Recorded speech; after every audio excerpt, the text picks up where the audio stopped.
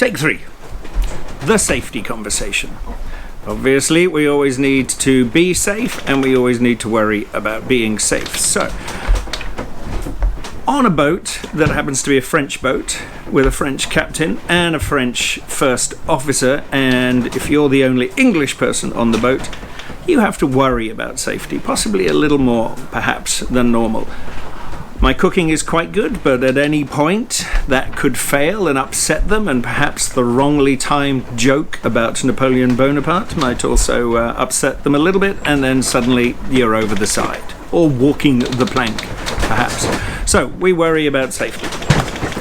At all times at night and during the day when it's a little bit windy, we would wear a life jacket. This is very, very similar to the kind of thing you would find under the seat of your aircraft when flying internationally, but this one's a little bit more likely to save your life. Probably a little bit better made, and the other ones are there really just for to stop you from panicking and screaming until it's too late. This one, upon contact with water, will inflate automatically. There's a little sensor in here. There's also a tag to pull if the sensor fails, and that will inflate, just like the life rafts, life jackets on a plane. There's a little tube to blow into, and there's a whistle.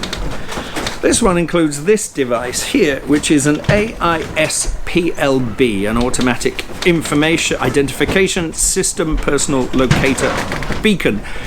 Basically what happens is this receives GPS signals. Once it's activated, you pull on this little cord, or it pulls automatically when the life jacket expands, and an aerial pops out, and then it receives GPS signals, and it starts broadcasting on local AIS frequencies, 121 kilohertz, I think.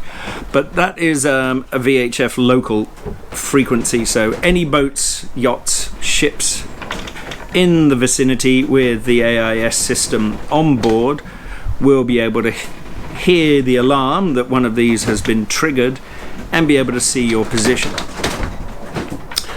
And hopefully, if it's your boat or if it's somebody else's, they will come and pick you up. Okay. What we also do, because one is never enough, is we have a bum bag attached to us at night at all time as well, with a few extra bits and pieces.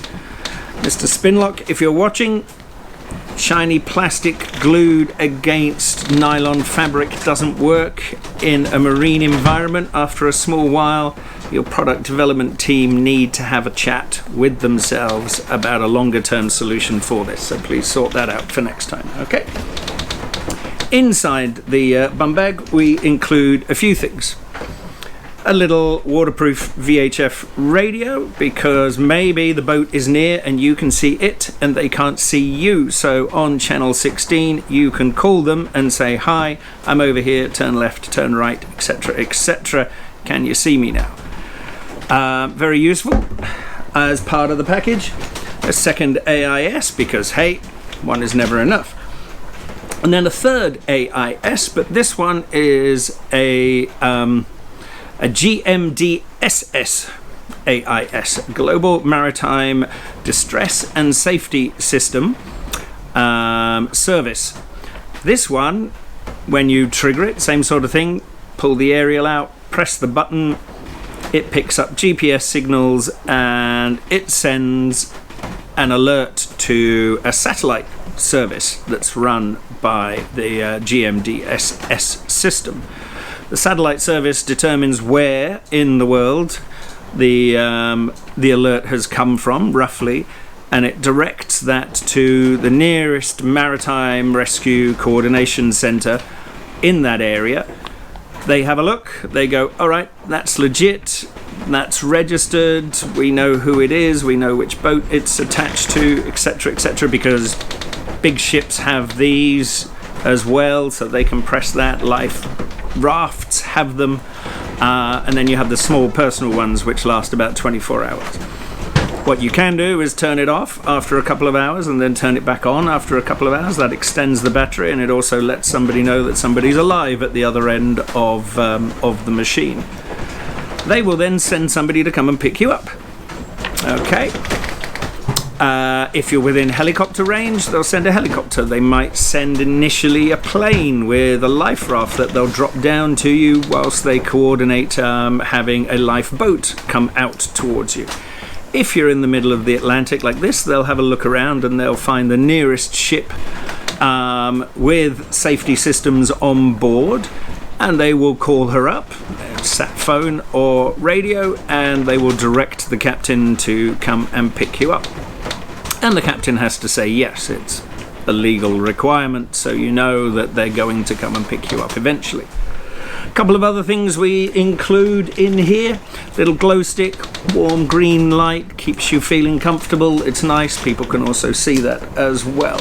A strobe, because at night flashing lights are good. Okay, and you can see this from a long distance. Couple of spare batteries for the strobe as well. Whoops, no, luckily they don't break. A mirror.